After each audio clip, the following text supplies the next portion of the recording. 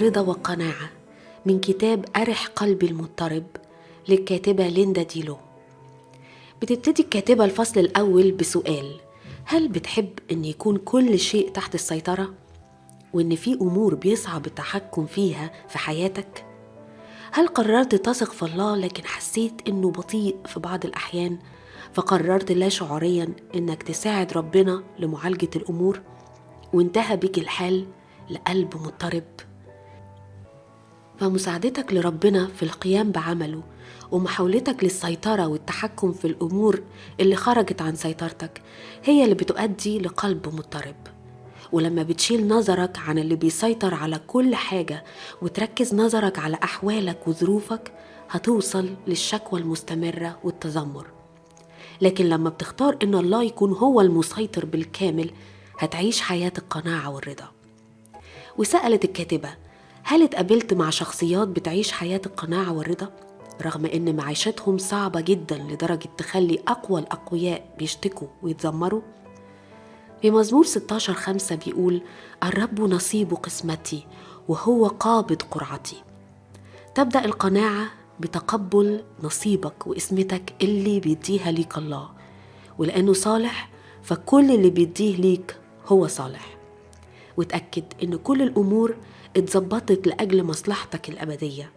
وافتكر إنك فريد ومتميز، والله خلق شكلك وشخصيتك ومواهبك وأعد ليك هدف تمشي فيه وخطة لحياتك، فأنت اتخلقت عشان تتلائم مع خطة الله لأجلك.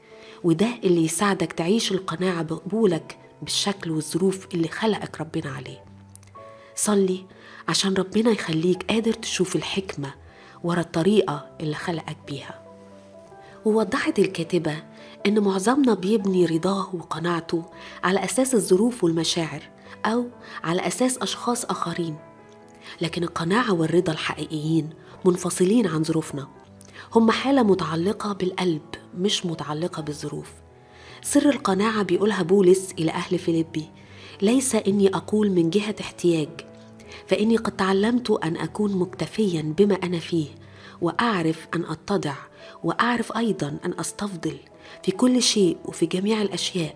قد تدربت أن أشبع وأن أجوع وأن أستفضل وأن أنقص. أستطيع كل شيء في المسيح الذي يقويني. عاش بولس حياة صعبة إلى أقصى الحدود، ومع ذلك اتعلم أن يكون مكتفي وراضي في جميع الظروف، والسر ورا ده هو الله. فقال بولس: أنا أقدر أواجه أي شيء بيسوع اللي بيديني القوة. في كل الأوقات وفي جميع الظروف يقدر يسوع يمدك بالقوة اللي تحتاجها عشان تكون راضي وبتعيش حياة القناعة، وده عن طريق كلمته اللي بتغير أذهاننا.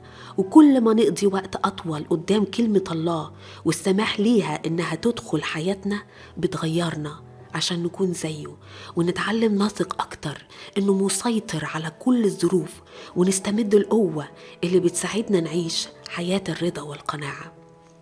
وحكت الكاتبة قصة عن 2 بصوا من قضبان السجن. واحدة شافت أرض مليانة طين، وواحدة بصت للنجوم. وقالت الكاتبة إن لكل واحد فينا اختيار في نظرتك، فأنت يا إما تنظر للحياة بنظرة تركز على الأمور السلبية، أو ترفع عينك وتشوف الأمور الإيجابية. إذا كان دور الله إن يديك القوة لتعيش حياة القناعة، ففي دور ليك اتقال في فيليبي 4:6: لا تهتموا بشيء، بل في كل شيء بالصلاة والدعاء مع الشكر لتعلم طلباتكم لدى الله. بمعنى عشان تعيش حياة القناعة اختار إنك تصلي بدل من القلق والاضطراب، وأشكر، وهتختبر سلام الله اللي بيفوق كل عقل، اللي بيحفظ قلبك وأفكارك اللي أرهقهم الهم. درب نفسك إنك تفكر في الأمور الإيجابية بدل من السلبية، لأن أفكارنا مش ظروفنا هي اللي بتحدد إذا كنا بنعيش حياة الرضا والقناعة ولا لأ.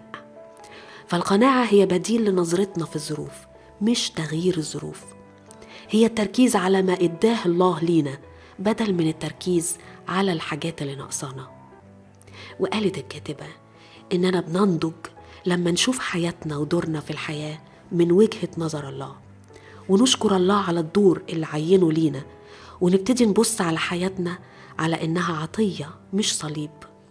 وثق إن الله أعطاك أفضل ما لديه.